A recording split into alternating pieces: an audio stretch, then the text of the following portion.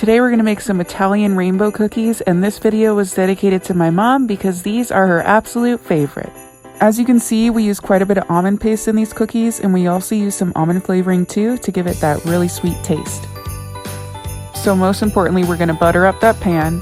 We're going to set the oven to 350. Get out that mixer. We're going to go ahead and add 2.5 sticks of butter, 1.25 cup of sugar. You're going to turn on the mixer, and once it's all nice and creamy, you're going to add in 5 egg yolks. Keep it mixing on low while you grate the almond paste. I saw this awesome tip where you grate almond paste and it's so much easier to get everything all nice and incorporate it into the mixture, so I'm definitely going to be doing that for future. Go ahead and add it into the mixture and add 2.5 cups of flour.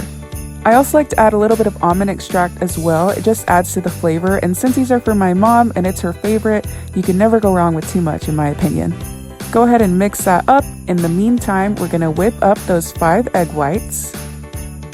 Once it's nice and fluffy, we're going to fold that into the batter, separate it into 3 bowls, and we're going to add about 20 drops of food coloring into each bowl.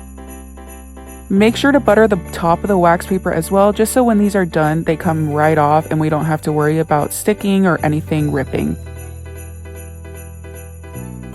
Do the same thing to the pink and the green batter.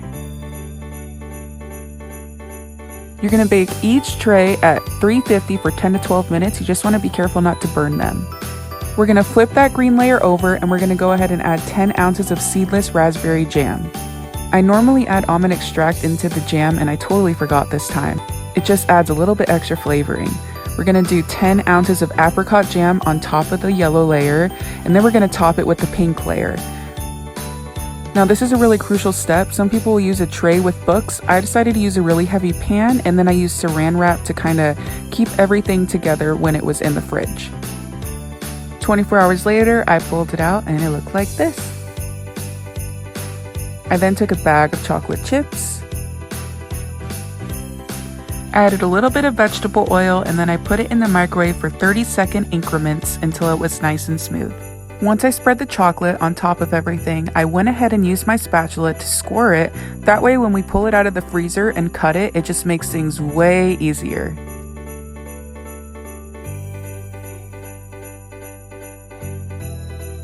And it should look a little something like this. Put it in the freezer for a few hours, and once it's done, use a super sharp knife to cut it and enjoy.